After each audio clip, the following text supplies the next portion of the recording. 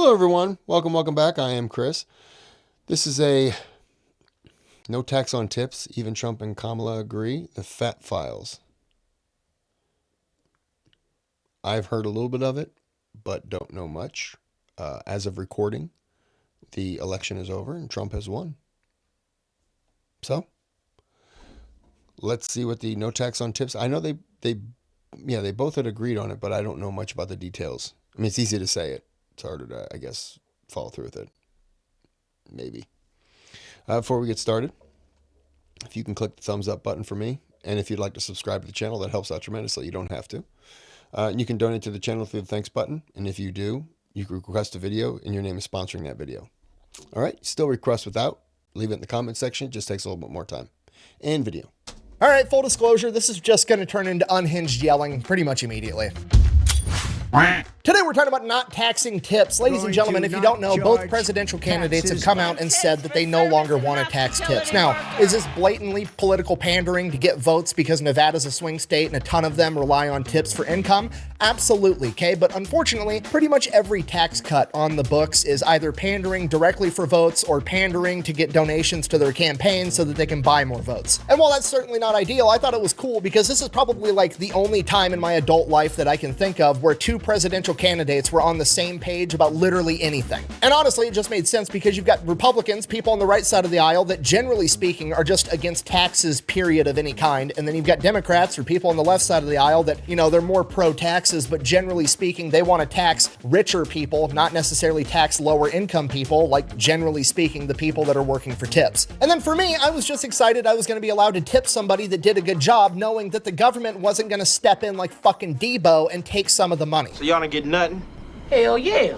Got about $200, huh, Debo? I got about $200. Because that's absolutely ridiculous. In my mind, at least, a tip is basically a gift to that person, and you're allowed to give away like $17,500 a year to an individual as a gift and not have it taxed. So why the fuck does the government need to tax the $5 gift that I'm giving to the kid that delivered my pizza?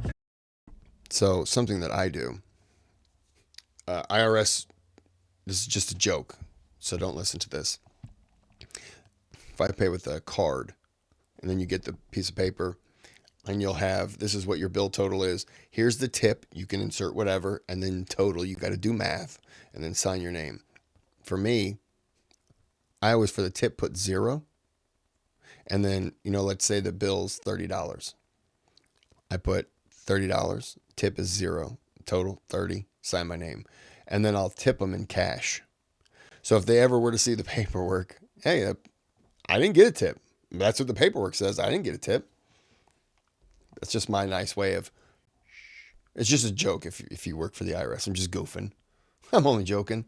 So I was excited. I thought for like the first time in my adult life, the Republicans and the Democrats agreed on something and it was actually going to help out normal working everyday Americans. And then I wake up and the news cycle hits and every mainstream media outlet and every economist on the planet apparently thinks that this is an awful idea. And they've got the dumbest fucking reasons I've ever heard of in my entire life. And we're going to get into those right after a word from our sponsor. This video is brought to you by Rocket Money. It is pretty much your one-stop shop for all your financial needs. I would like no tips on overtime. Because I work overtime all the time. Me track Indiana Mayfire trial. Other recurring for the have that actually been taxed since like 2020.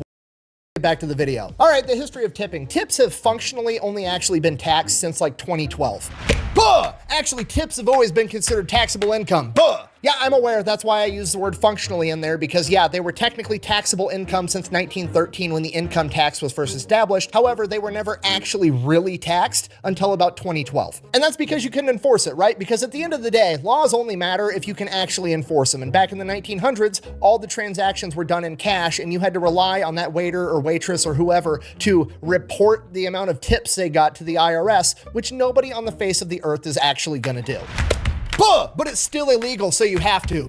Holy shit, I do not understand how people don't understand this concept. Okay, let me break it down for you a little bit more, all right? I live in Iowa, for example, and if I'm sitting down at dinner and somebody says, hey, will you pass the butter, and I grab some margarine instead and pass that to them, that's illegal in the state of Iowa. It is a misdemeanor to pass off margarine as butter, okay? Guess who's enforcing that law? Fucking nobody. It's illegal in Arizona to put llamas in bathtubs. It's illegal in Delaware to whisper in church, okay? None of that shit is getting enforced. Nobody cares. This is one of those times.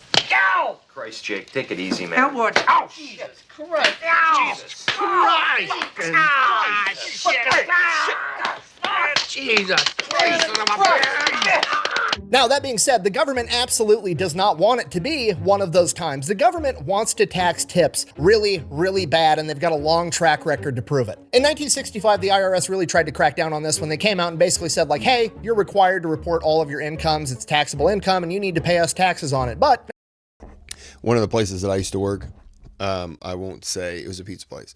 I won't say, and I won't give names, but at the end of the shift, I would be cleaning up, and the manager on duty, and these are all these managers, manager on duty would be going over all of the tips for the waitresses, and they would be going through, and they would say, okay, what did you get tip wise? They were always honest with them. You know, okay, I got $80. And the managers would say, okay, you did $41 in tips instead of 85, you know, you did 41 in tips. That was your tip. Those were your tips. And it was always like 50% of what they did, they would report.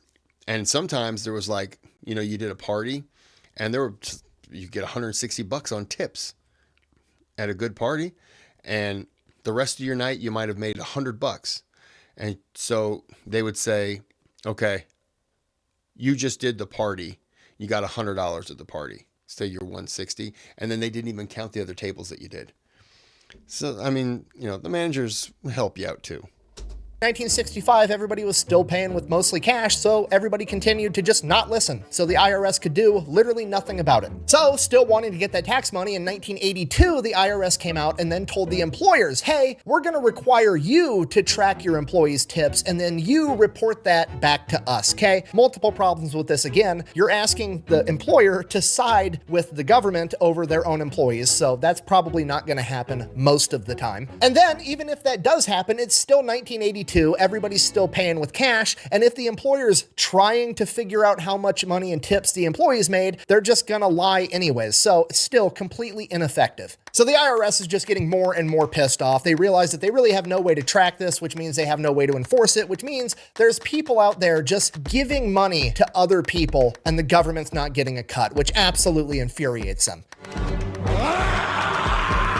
So in 2000, they basically resort to scare tactics. They launched the Tip Alternative Reporting Agreement, which is essentially an education program for employers and employees, letting them know how dangerous it is if they don't report their tips. Again, completely ineffective. So then they launch another program in 2002 known as the Employer Tip Reporting Compliance Agreement, which was basically the same thing all over again. And again, it is completely ineffective. And then in 2007, they get a truly diabolical idea when they come out with the Small Business Work Opportunity Act, which basically goes to the employers and says, hey, you need to start tracking all of your employees' tips, and the more tips you report of your employees, we're going to turn around and give you a tax credit so that you actually make money the more your employees report tips. Basically, they're taking the employer-employee relationship and pitting them against one another over who gets to make the money. Okay, 100% government playbook 101. Take two groups of poor people, get them to fight each other instead. They'll never realize that you're the one being the asshole. Okay, makes perfect sense. They do it all the time. I say, let them fight each other. Or we lay back, watch, have a drink, play some wagers. Hey! So this is where reporting on tips did start to go up quite a bit because some employers were in fact willing to sell out their employees. However, a lot of them still weren't willing to do that. So then in 2012, the IRS finally came out with the Attributed Tip Income Program, which is basically the IRS saying, hey, it's 2012. Most people are paying with a debit or credit card, some electronic form of payment, which means that you now have a digital record of them receiving that money. And we're going to legally require you as the employer to report that information to us. Gotcha. And this is where tips really functionally started to be taxed, because even in modern times, if you tip with cash, they can just put that in their pocket and nobody really knows. But the vast majority of people tip on the receipt with their debit or credit card, and now there's an electronic paper trail, and they have to end up reporting that to the IRS, and then they do have to pay taxes on it. Thanks, Obama. So look, I'm not a tax expert. I'm not an economist. I'm an electrician that just likes to point out obvious shit. So I figured we've only functionally been taxing tips since like 2007 to 2012, however you want to look at it. I remember when I was a waiter in 2008 in high school, and my boss had to pull me aside and be like, hey, just so you know, our company's going to start reporting all the electronic tips to the IRS. So you're going to have to pay taxes on that on the end of the year. Just be aware, because I worked for a major chain restaurant and they were willing to sell us down the river. So I just figured, like, we've only been taxing this thing for 10 years. In reality, what's it gonna hurt to just not tax these guys, right? Because if I end up ordering a pizza during a snowstorm and some 19-year-old kid in a clapped out Camry comes through, I want to be able to give him a $20 bill in cash as a thank you and not have the government be involved, right? I just want the authority and the agency in my life to be able to do nice things for random strangers and not have the government demand a cut. That's all I want. But apparently I'm wrong, because every single mainstream media outlet started putting out news articles and videos explaining in detail why this is a horrible fucking idea,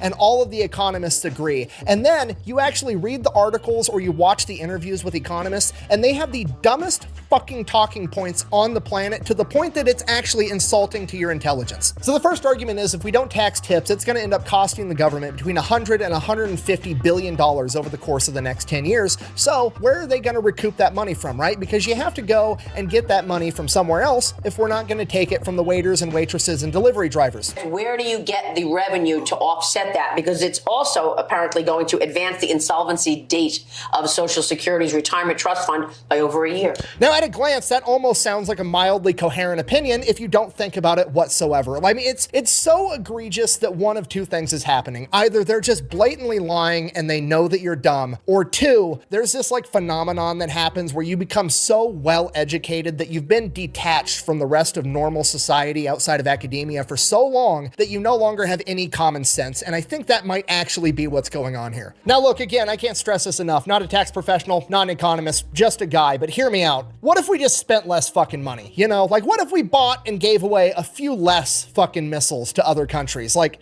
I feel like that's a good compromise. No, I don't think I will. No? Okay, we'll just move right on to the next argument then. There aren't a lot of tipped workers in America. According to economist Ernie Tedeschi, tipped work accounts for just 2.5% of all employment. Cool, I understand that most people aren't paid in tips, okay? I'm not rooting for this plan because I think it's gonna change the world on a grand scale. I'm rooting for the plan because I should be allowed to give the fucking delivery driver $10 without the government stepping in like the mafia and demanding their fucking cut. It's been 24 hours. Got my money? Yeah, I don't have it, sorry. Well, all right then. That's good, OJ. And then the next thing they go on to say with this argument as well, it could be really hard on businesses like restaurants, because now the restaurant owner has to deal with the fact that some of his employees just got a tax cut and the people in the kitchen didn't get a tax cut, meaning the waiters effectively just got a raise and the cooking staff didn't, and then people might get mad and quit, and it could end up ending their entire business.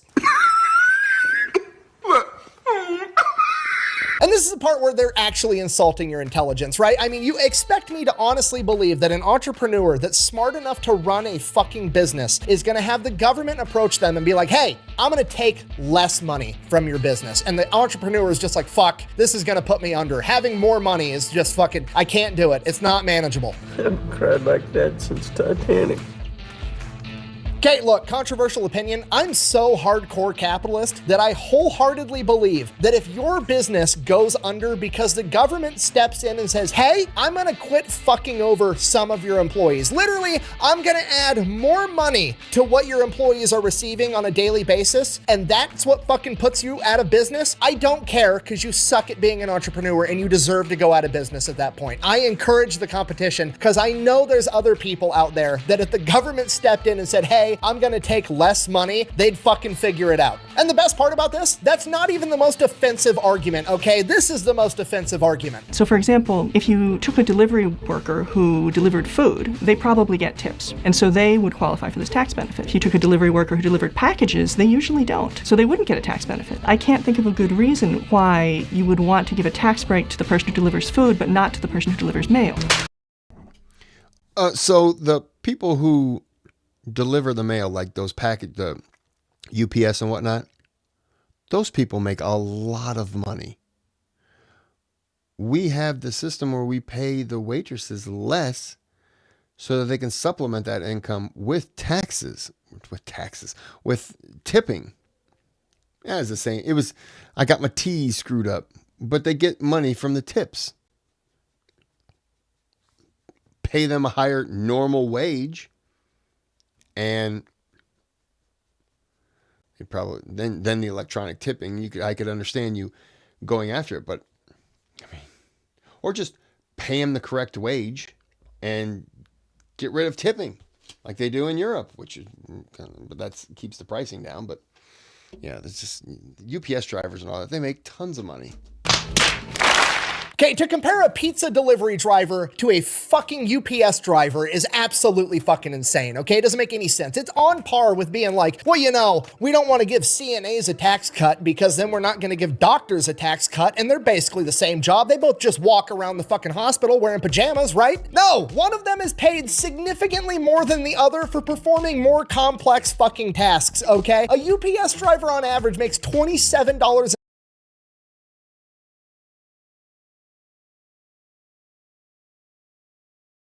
an hour, with wages going as high as $43 an hour, on top of 18 paid holidays and sick days, 7 weeks of vacation, and industry-leading fucking healthcare. The pizza delivery guy's making $7 to $13 an hour with no fucking benefits whatsoever. If no tax on tips goes into effect, there's zero fucking UPS drivers that are gonna quit their job and go work for Pizza Hut. Also, I lied. That was actually the second most offensive argument. The most offensive argument is this. Let's say I'm a salesperson that gets a commission, or let's say that I'm somebody on Wall Street that gets a year-end bonus. So I reclassify my commission as a tip, or I reclassify my year-end bonus as a tip. The employer helps out because they'll get a benefit, and so everybody wins. Okay, this is blatantly taking advantage of the fact that most Americans don't really understand how taxes and income works, and they don't really know how to read their W-2, okay? You can't just go to your fucking employer and be like, hey, Jim, I thought about this. I'd rather my salary get converted from normal income to tips. Hurdy har har har. That's not how any of that fucking works. And if you don't believe me, go to your boss tomorrow and be like, hey boss, I've thought about this a lot, and I would really appreciate it if on my W-2 you changed all the wages I've earned and told the IRS that those were capital gains, because capital gains are taxed far less than normal wages. You want to know what your boss is going to tell you? No, because that's fucking tax fraud. You want to know why? Because the IRS has very clear definitions of what earned wages are and what capital gains are. They also have a very clear definition of what a tip is. From the IRS, tips are discretionary, optional, or extra payments determined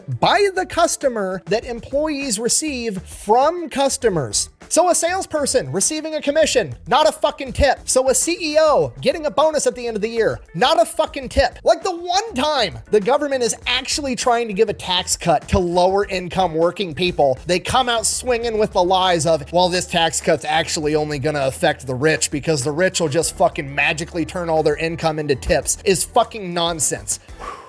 Okay, I'm calm. Now, to be completely fair and intellectually honest, there was one good argument that these economists managed to come up with, and that was that if you don't tax tips, you kind of end up incentivizing it in a way, and you're gonna help prop up tipping culture even more than it already is. And a lot of people don't like tipping culture in America and wish it would just go away. Which, you know what, to be fair, actually a great argument, right? Because we all feel that way, especially recently, because now they fucking whip the iPad around when you're like picking up your own pizza. It's not being delivered. They still want a 20% tip. Get the fuck out of here, right? Don't get me wrong. I don't mind tipping. everything. I'll tip the waiter, the waitress, the delivery driver. I'll tip my tattoo artist. I'll tip my hairstylist. I mean, my wife does my hair, so her tip's a little bit different. But the point remains, okay? I don't mind giving out tips when you're actually doing something. But at the same time, it is a weird cultural norm that seemingly only America has in modern times, and it is kind of dumb. And if we got rid of it, it wouldn't hurt my feelings one bit. However, the notion that the government should step in and tax it to decentivize tips is also complete fucking nonsense. Because guess what? If you actually do want to get rid of tips, one way to guarantee that you never ever achieve your goal is to allow the government to keep taxing them, making $150 billion,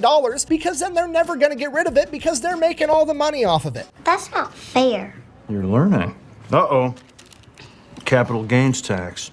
Okay, this is gonna be a tough pill to swallow. You might not like this opinion, but guess what? If you don't like tipping, don't tip. It's 100% voluntary. You don't have to do it, okay? And guess what? If you get enough people that quit tipping, it'll just go the fuck away and the problem is solved, okay? That's the answer. The answer is not, I don't like tipping, therefore I'm gonna root for taxes, okay? That's completely fucking absurd. Oh, but maybe if the government taxes me more, I'll finally get free healthcare or public schools will be better. No, the government's never gonna fucking make public schools better or give you free healthcare, okay? They're gonna take your money, they're gonna buy missiles, and they're gonna shoot them at poor people in countries that you don't know how to spell. Okay, don't get this twisted. I don't like that. I'm not rooting for it. I think it sucks. However, my point is, if you're advocating that the government should tax tips so that they can divert like a third of that money over to healthcare or education or whatever you think is important, hear me out. What if you just did that? What if you took all of the money that you were gonna tip that person and you donated it to the local school instead? You could solve the problem way better than the government ever can. Quit letting the government and the news gaslight you into rooting for fucking taxes. And apparently on this instance, it's not even the government. Literally, the Republican candidate and the Democratic candidate are on the same page, and it's just the news trying to gaslight you into taxes, which makes no sense to me. Anyways, I gotta go before I give myself a heart attack. That was interesting. Yeah. I mean, as long as there's tipping and there's going to be taxes for it, your company's going to help you get away from it. And when he was saying the government's trying to turn the company against the employee, not many companies that I know would do that, because especially if it's a good employee, you can't risk losing a good employee to something like this. And then you have to pay to train the new guy or new person, sorry. You have to go through the whole process. And what if they're just not any good and you have to let them go in 3 months or 4 months? Just work around that person's tips. The better they are, the more you let them claim. The place that I worked for, they did everything they could to make sure that you had a good wage for the day. That was their key. And those waitresses, they made a lot more. I was on the line making pizzas and cooking pizzas. They made a lot more than me in the day. I mean, their take home, they made more than me. But all I had to do was stand on the line, pull out a pizza. I went in and made dough too, but I just stood there.